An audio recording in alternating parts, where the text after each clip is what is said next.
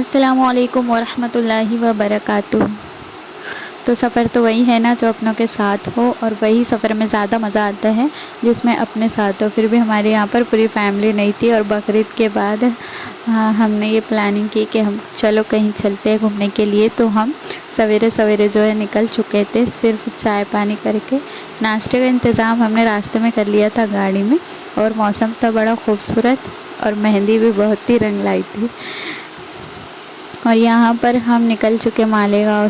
खूबसूरत रास्तों से गुजरते हुए हम पहुँच गए चनकापुर डैम, जो कि हमारे लिए भी बहुत ही सरप्राइज़ था, क्योंकि हमको पहले से पता नहीं था कि हम यहाँ भी जाने वाले हैं।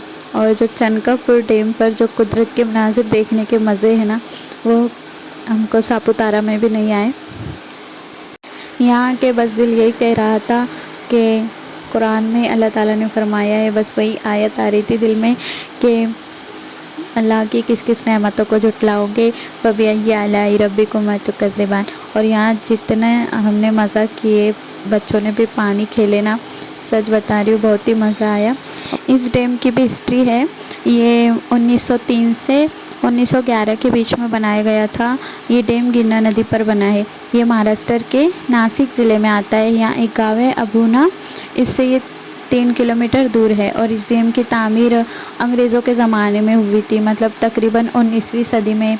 जितने भी डैम महाराष्ट्र में बनाए गए थे, उनमें से ये डैम एक है। इसकी जो है पूरी डिटेल भी यहाँ पर लिखी हुई है बोर्ड पर। और ये ठंडा ठंडा पानी, ऐसा लग रहा था जैसे हम समंदर के किनारे आ गए हैं। बहुत ही अच्छा लग रहा था, और बच्चों ने भी बहुत ही यहाँ पर एंजॉय किया, और सब तो बस अपने अपने फ़ोटो और सेल्फ़ी में ही बिज़ी थे, क्योंकि आजकल तो यही हो गया है कि कहीं अगर घूमने जाए तो सेल्फ़ी और फ़ोटो ना ले तो उसके बगैर तो होता ही नहीं। तो इस खूबसूरत रास्ते से गुज़रते हुए हम पहुँच गए सापुतारा। और यहाँ हम सबसे पहले ऊपर पहाड़ पे गए थे। तो यहाँ पर हमने गाड़ी पार्क की, और सबसे पहले बच्चों को दिख गई ये गाड़ी, इसमें बिठाए थे। इसका प्राइस था शायद 100 रुपये राउंड। ऊपर काफ़ी, मतलब आप कहीं भी जाए, आजकल महंगाई बहुत हो चुकी है। जो हमारे शहर गांव में 100 रुपये में है सवारी, तो वो यहाँ पर 200-300 में मिलती है।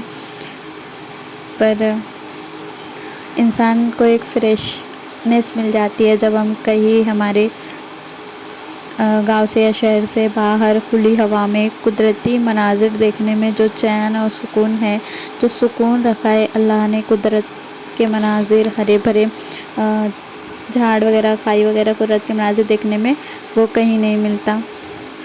यहाँ पर हम जा रहे थे ऊपर की तरफ, एकदम ऊपर भी लोग चढ़ते हैं चोटियों तक, पर हमारे साथ बच्चे वगैरह थे तो हम वहाँ तक नहीं गए। बस ये जितना राउंड था वहीं से चारों तरफ जो है नीचे का मंज़र, यानी ये खाई नहीं है जो हम नीचे से ऊपर आए हैं वही है, पर जब हम ऊपर आ जाते तो ये हमें खाई की तरफ। उसके बाद यहाँ पर ये था स्टार फ्रूट करके था, तो हम जो है चढ़ के ऊपर आए थे इधर साइड। तो यहाँ पर बहुत सारी मतलब एक्टिविटी थी करने के लिए, जैसे कि ये गाड़ी है, इसका जो चार्ज था वो 500 रुपये था 2-3 राउंड का। वो भी ज़्यादा दूर नहीं ले जाने दे रहे थे, बोल रहे थे अपनी ज़िम्मेदारी पे, जैसे यहाँ पर कहीं ढलान है कहीं पे नीचा, इसलिए। और ये जो बाइक थी इसका चार्ज था 100 रुपये।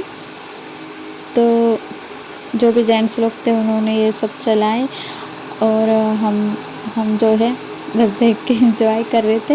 वैसे यहाँ पर ज़िप लाइन और वो ट्रॉली वगैरह जो चलती है एक पहाड़ से दूसरे पहाड़ की तरफ जाने के लिए, पैराशूट, वो सब भी था, पर उसमें बैठने बड़ा डर लग रहा था।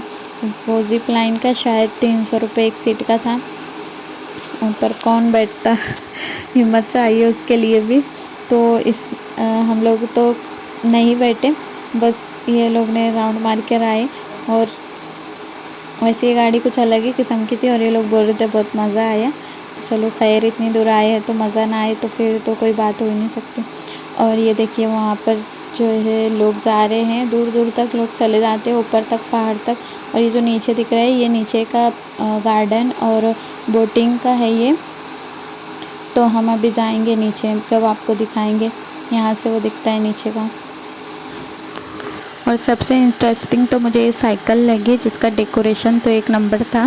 ऐसा लग रहा था कि इसको चलाए और उतरे ही ना इसके ऊपर से। डबल सीट की साइकिल थी, आगे भी पैडल पीछे भी पैडल, और चलाने वाले को बड़ा मज़ा आ रहा था। इसका भी था 100 रुपये, चार्ज था 2-3 राउंड का।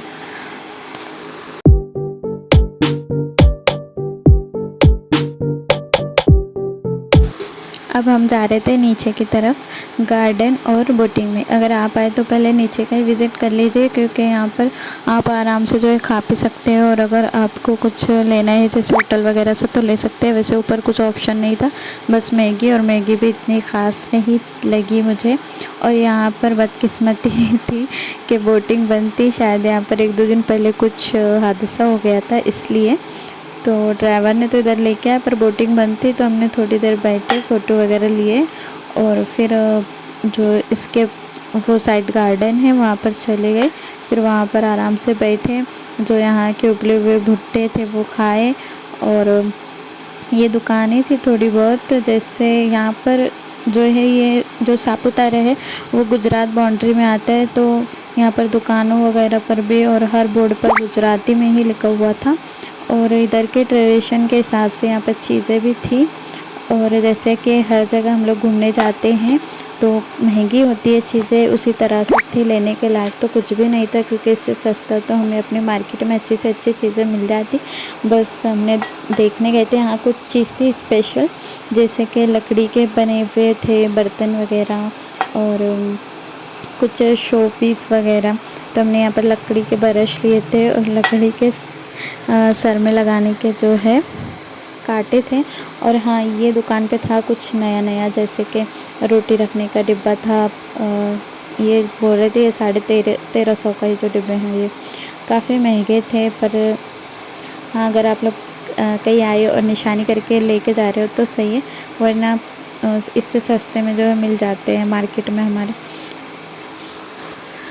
उसके बाद हम आ गए गार्डन में। गार्डन भी यहाँ का काफ़ी बड़ा है, पर यह है कि यहाँ पर बच्चों के लिए जैसे झूले वगैरह, फिसल कुंडी से इसको स्लाइड बोलते हैं, वो ऐसी एक्टिविटी करने की चीज़ें नहीं है। बस हरियाली है, फ़ोटो वगैरह आप ले सकते हो, आराम से चिल करके खा पी सकते हो बस।